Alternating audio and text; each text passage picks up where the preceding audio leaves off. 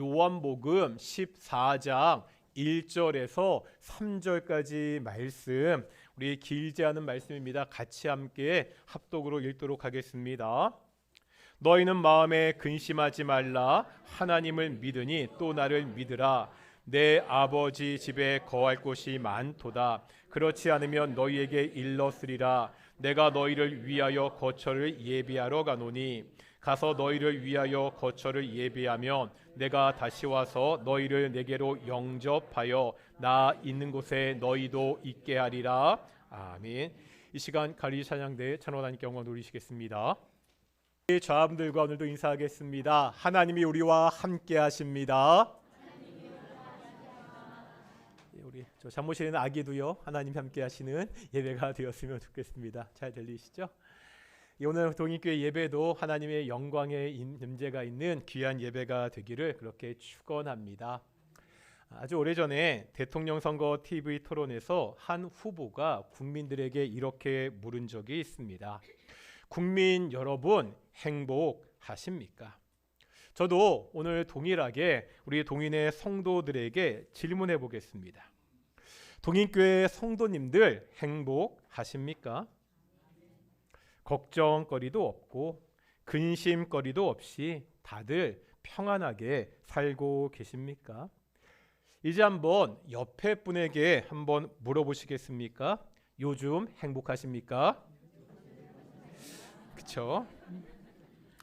이런 질문을 들었을 때 예하고 자신 있게 대답할 수 있는 분도 있지만 사실 그렇지 못한 사람들도 많은 것이 현실입니다. 여러 가지 문제가 우리를 힘들게 하잖아요. 학교 생활하는 거, 직장 생활 다 쉽지 않습니다. 장사하는 것, 사업하는 것도 어렵습니다. 경제적인 어려움 때문에 힘들어하는 가정도 있습니다. 가족 중에 심각한 병으로 고통받는 사람들도 있지요. 자녀의 문제로 매일같이 눈물로 기도하는 그러한 가정도 있습니다. 이처럼 매일 마주쳐야 되는 현실이 힘듭니다. 살면서 매일같이 해야 되는 근심거리들이 왜 이리 많은지 모르겠습니다. 이러한 문제 자체를 없앨 수는 없습니다. 하지만 어떻게 이러한 근심을 이겨낼 수 있는지는 우리가 한번 이야기해 볼 수 있다는 거예요. 오늘 우리가 요한복음 14장의 말씀을 읽었습니다. 요한복음 14장, 15장, 16장은 예수님의 설교입니다. 그런데 이 설교에 별명이 있습니다. 마태복음 5장, 6장, 7장도 별명이 있죠. 예수님이 산에서 설교를 하셨기 때문에 산상 설교 이렇게 불립니다. 요한복음 14, 15, 16장은 예수님께서 다락방에서 하신 설교입니다. 그래서 다락방 설교라 불립니다. 앞으로 주일 오전 예배 시간에 이 다락방 설교를 하나씩 살펴보려고 합니다. 이 다락방 설교는 요한복음에 나오는 예수님의 마지막 설교입니다. 이제 이 설교가 끝나고 기도하시고 예수님이 잡히십니다. 그러니 이 설교는요, 예수님의 유언과도 같은 그러한 설교입니다. 그 중에서 오늘 본문 14장 1절부터 3절까지는 다락방 설교의 첫 번째 부분이죠. 예수님의 마지막 설교의 첫 부분입니다. 아주 중요합니다. 이제 예수님이 유언과 같은 설교를 시작하시면서 가장 먼저 무엇이라고 말씀하시죠? 오늘 본문 1절에 보면 이렇게 말씀하십니다. 제자들에게 너희는 마음에 근심하지 말라. 너희는 마음에 근심하지 말라. 예수님의 첫 번째 말씀이 뭐라고요? 근심하지 말라는 거예요. 왜 예수님이 제자들에게 근심하지 말라고 하십니까? 답은 간단하죠. 지금 제자들이 근심하고 있기 때문입니다. 그것도요, 아주 큰 근심입니다. 제자들이 왜 근심하는지 알기 위해서는 요한복음 13장을 먼저 봐야 됩니다.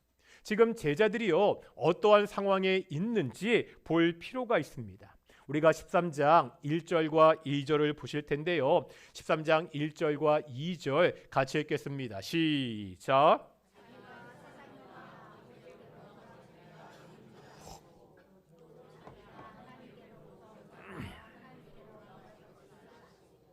지금 어떤 상황이죠? 이제 예수님께서 제자들을 떠나서 아버지께로 떠나가야 될 때가 되셨습니다. 지금 이 말씀이 13장 1절과 3절에서 반복되고 있습니다. 그런데 그 와중에 그 중간에 있는 2절을 보실 텐데요. 2절 읽어보겠습니다. 시작.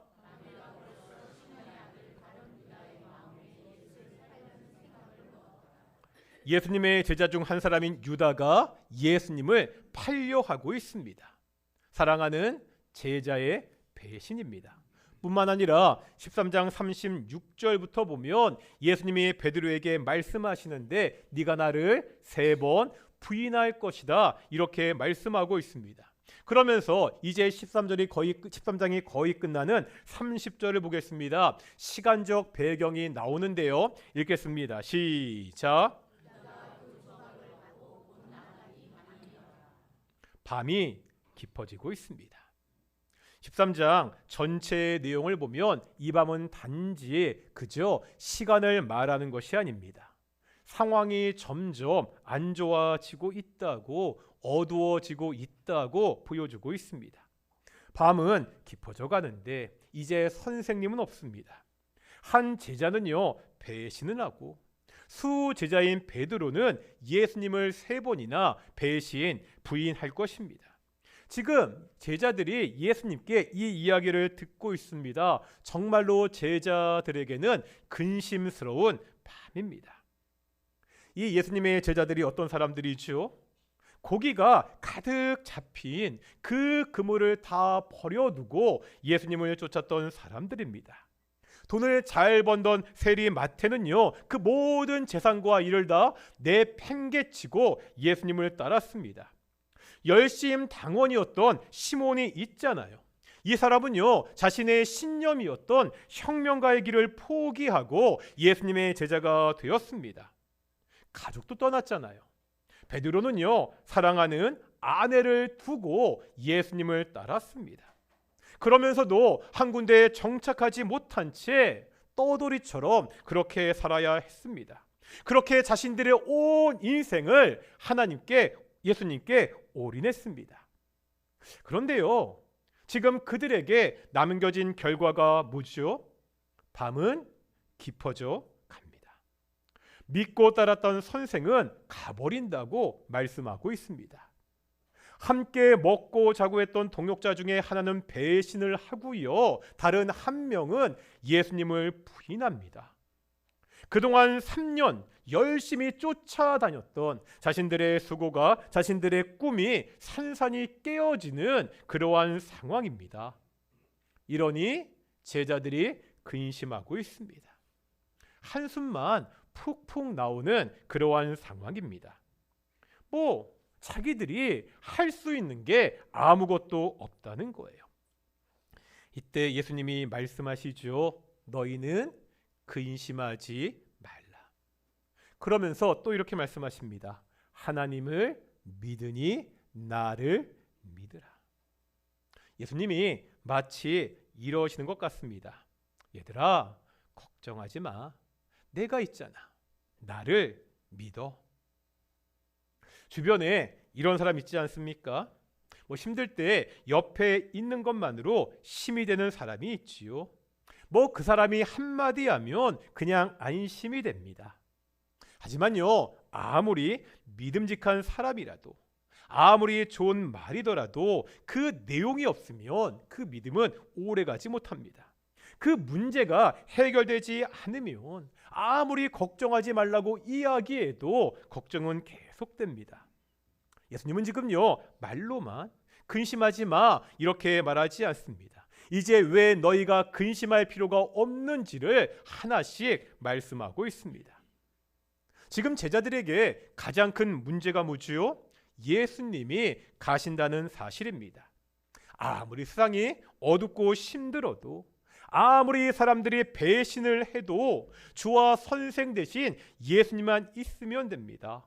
제자들은 지금껏 예수님을 의지해서 여기까지 온 사람들이기 때문입니다. 그런데 이 예수님이 가신다고 하니까, 내가 너희랑 더 이상 함께하지 못한다고 하니까 지금 제자들이 근심하고 문제가 심각해졌습니다. 이제 이런 제자들에게 예수님은 말씀하십니다. 예수님이 가시는 것은요, 제자들을 버려두고 가시는 것이 아닙니다. 예수님을 인정하지 않고 힘들게 하니까, 제자들이 예수님의 마음도 모르고 배신하니까 그냥 그들을 이 땅에 내버려 두고 아버지께 가시는 것이 아닙니다. 예수님은요, 자신이 가시는 목적을 분명하게 말씀하고 있습니다. 그 이유가 뭐죠? 오늘 본문 2절의 말씀입니다. 2절 말씀 읽겠습니다. 시작.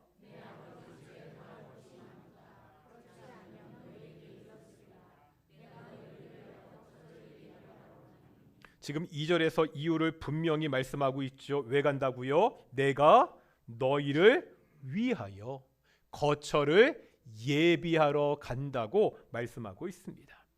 그리고 이제 3절 보실까요? 3절입니다. 읽겠습니다. 시작.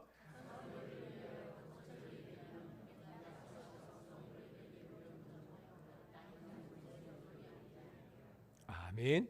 마찬가지죠. 내가 너희를 위해서 거처를 예비하고 그 다음에 그 거처가 예비되면 내가 다시 와서 너희를 영접해서 함께 있겠다고 그렇게 말씀하고 있습니다. 왜 제자들이 근심할 필요가 없지요? 예수님이 그들을 버려두고 가시는 것이 아니라 거처를 예비하러 가시기 때문입니다. 이때 이 거처를 예비하러 가시는 것을 두 가지로 해석할 수 있습니다. 첫 번째는요, 종말론적인 해석입니다. 두 번째는 현재적인 해석입니다. 먼저 종말론적인 해석을 볼 텐데요, 종말론적으로 해석을 하면 2절에 나오는 아버지의 집은요, 우리가 장차 가게 될 새하늘과 새 땅, 천국을 의미합니다. 예수님이 천국에서 우리가 거할 거처를 예비하기 위해 먼저 가십니다. 그리고 종말 때 다시 재림하셔서 이제 제자들과 예수님이 영원히 함께 살 것이라고 그렇게 말씀하고 있습니다. 이렇게 해석하면 지금 예수님은요, 제자들에게 미래의 소망을 말씀하고 있습니다. 아무리 힘들고 어려워도 소망이 있는 사람은 이겨낼 수 있습니다.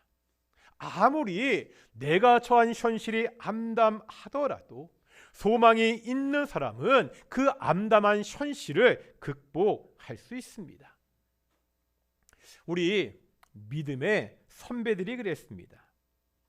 제가 대학교 다닐 때 처음으로 기독교 역사, 교회 역사에 대한 책을 읽었습니다.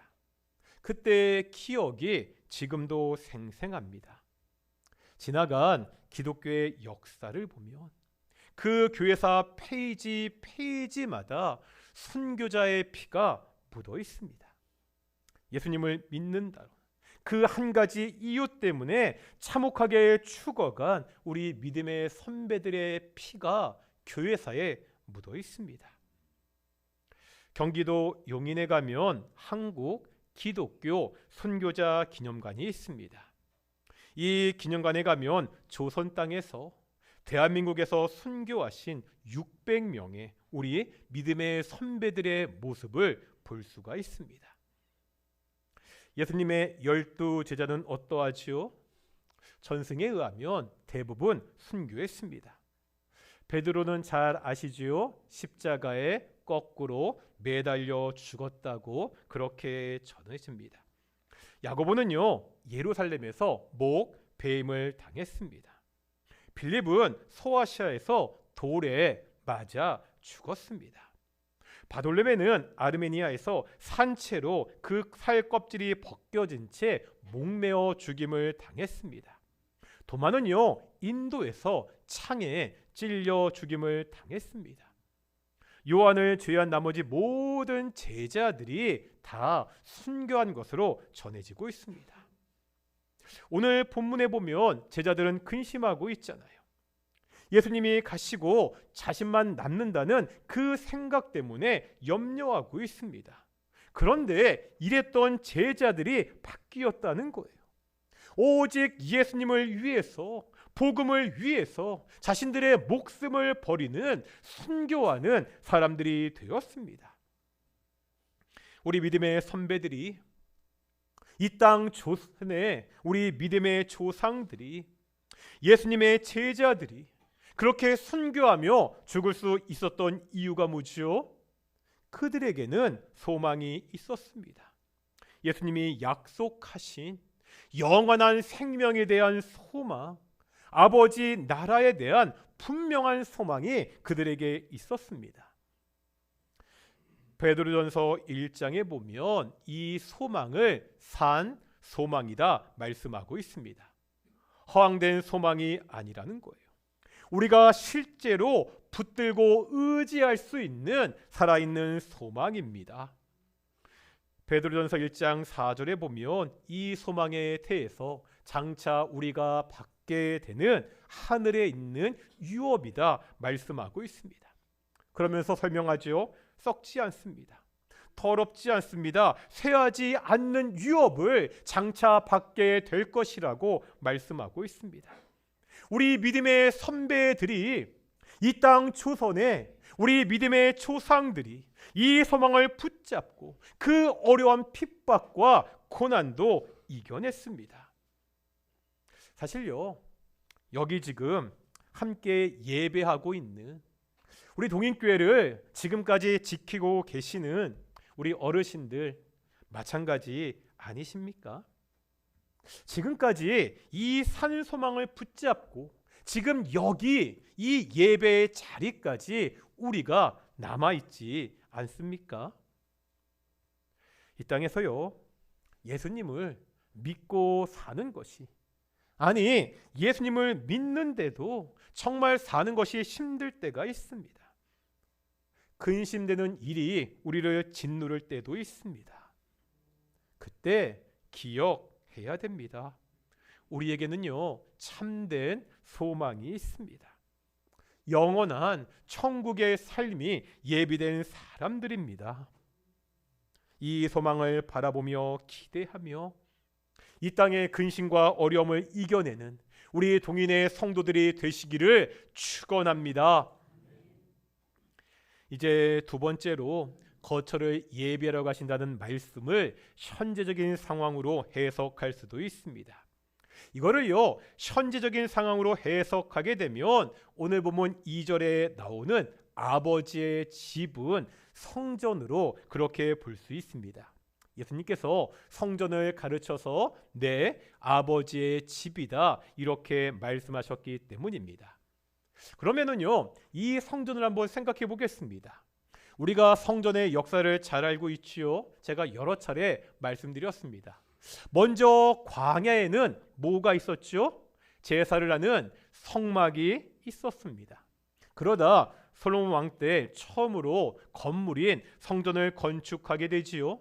하지만 이 첫 번째 성전은 바벨론의 침입으로 파괴가 됩니다. 그래서 포로에서 돌아온 백성들이 성전을 다시 재건하게 됩니다. 이 이야기가 구약 에스라서에 있습니다. 예수님 당시 이때는 그 성전은 헤롯이 이 성전을 중축해서 더 크게 만든 성전이었습니다. 그런데 예수님은요, 우리가 아는 이렇게 눈에 보이는 성전 말고 이 성전을 완전히 새롭게 정의하셨습니다. 요한복음 2장 21절입니다. 읽겠습니다. 시작. 아멘. 이제 성전이 뭐라고요? 그저 우리 눈에 보이는 단순한 건물이 아닙니다. 이제 예수님, 내가 자신이 성전이 되신다고 말씀하고 있습니다. 그러면 이제 우리가 아버지의 집, 성전에 거하는 것은 어떤 뜻이 되시오? 새롭게 성전이 되시는 그 예수님 안에 함께 거한다는 말씀입니다. 이렇게 보면은요, 예수님이 다시 오신다는 의미도 달라집니다. 이 종말의 때 재림을 의미하는 것이 아니라 이제 성령으로 다시 오십니다. 예수님이 가시면 이제 그리스도의 영인 성령께서 이 땅에 오셔서 우리와 함께 하시겠다고 그렇게 말씀하고 있습니다. 오늘 본문의 말씀을 현재적 상황으로 정리하면 이렇게 됩니다. 왜 제자들이 예수님이 아버지께 가셔도 근심할 필요가 없습니까? 이제 예수께서 새로운 성전이 되셔서 그 성전 안에서 우리가 예수님과 함께 할 수 있기 때문입니다. 그리스도의 영이신 성령께서 이제 영원히 우리와 함께 하시기 때문입니다. 성도 되신 예수님과 우리가 함께 할 수 있는 것은 예수님이 가시기 때문입니다. 이것은요, 예수님의 십자가 사건입니다. 죄인은요, 성전에 거할 수 없습니다. 죄인들이 거룩하신 아버지의 집에 거할 수 없습니다. 그래서 예수님이 십자가에서 죽으셨습니다. 우리의 모든 죄의 문제가 그리스도 예수의 십자가에서 해결이 되었습니다. 이제요, 예수님의 십자가를 통해 우리가 성전된 예수님 안에서 함께 거할 수 있다고 성경은 가르치고 있습니다. 힘들고 어려울 때 나 혼자가 아니라는 거예요. 예수님이 새로운 성전이 되셔서 우리와 함께 하십니다. 그 예수님께서 나의 한숨을 들으시고 내 탄식에 반응하십니다. 우리의 근심을 아시고 우리의 기도를 들어주십니다. 마태복음 28장 20절에서 예수님이 우리에게 분명하게 약속하고 있습니다. 한번 28장 20절 읽겠습니다. 시작. 아멘. 마태복음에서 예수님이 마지막으로 우리에게 주신 말씀이잖아요. 볼지어다 내가 세상 끝날까지 너희와 항상 함께 있으리라. 우리가 오늘 본문의 말씀을 종말론적으로 해석하나 현재적으로 해석하나 근심할 필요가 없습니다. 왜 우리가 근심하지 않을 수 있습니까? 우리에게 영원한 천국에 소망이 있기 때문입니다. 왜 우리가 근심하지 않을 수 있습니까? 그곳에 이르기까지 바로 지금도 성전 되신 예수님이 우리와 함께 하시기 때문입니다. 교회를 섬기다 보면 장례식을 가서 장례식을 인도할 기회가 많습니다. 어떠한 장례 예배는요, 장례식은 참 힘든 장례식입니다. 제가 동인교회 오기 전에 그 동천교회 부목사로 있을 때 참 힘든 장례를 치른 적이 있었습니다. 그때 담임 목사님께서 계속 안식년이어서 제가 그 장례를 처음부터 끝까지 다 인도해야 됐습니다. 남편이 병으로 갑작스럽게 사망을 했습니다. 부인은 이제 30대 후반이었습니다. 초등학교 5학년 딸 하나, 유치원 다니는 아들 하나 이렇게 있었습니다. 장례식 내내 쉽지 않았습니다.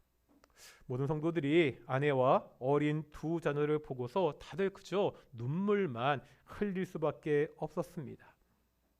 제가 그 장례식장에서 마지막으로 나눴던 말씀이 있습니다. 시편 23편입니다. 잘하는 말씀이지만 다시 한번 우리 시편 23편 말씀을 찬찬히 읽어보겠습니다. 시작.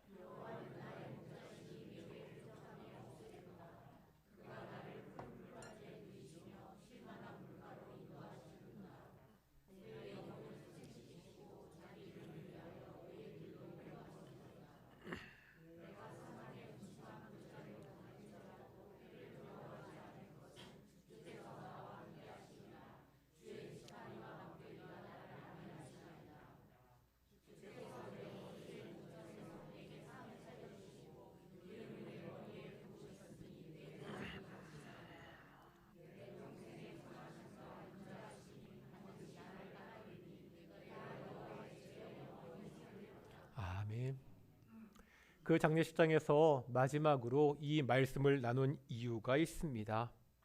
가장 없이 아버지 없이 살아가는 그 막막한 세상에서 오직 하나님이 목자가 되어 달라고, 그 가정의 가장이 아버지가 되어 달라고 그렇게 기도했습니다. 때로 사망의 음침한 골짜기로 다닐지라도 오직 그 가정을 주의 지팡이와 막대기로 그렇게 지켜달라고 기도했습니다. 어떠한 상황에서도 하나님이 그 가정에 상을 베풀어 주시고 복을 베풀어 주시도록 그렇게 기도했습니다. 오직 목자 되신 하나님을 붙잡고 아버지 집에 영원히 거하는 그러한 가정이 되도록 그렇게 기도했습니다. 제가 처음에 행복하시냐고 질문을 드렸습니다. 다시 한번 똑같은 질문을 드렸으면 좋겠습니다. 동인교회 성도 여러분들 행복하십니까? 힘들잖아요. 어렵잖아요. 근심과 걱정거리들이 우리에게 있잖아요. 그런데 우리가 어떻게 행복할 수 있지요? 예수님이 이렇게 말씀하십니다. 너희는 마음에 근심하지 말라. 너희는 마음에 근심하지 말라. 하나님을 믿으니 또 나를 믿으라. 우리에게 영원한 집을 약속하신 예수님, 지금도 우리와 함께 하시는 예수님, 이 예수님을 믿는 것이 우리가 이 땅에서 근심하지 않고 행복하게 살 수 있는 길입니다. 언제나 우리와 함께 하시는 예수님을 믿고 의지하면서 주님이 약속하신 그 영원한 기업을 바라보며 살아가는 정말로 행복한 우리 동인의 성도들이 되시기를 축원합니다. 우리 함께 주품의 찬양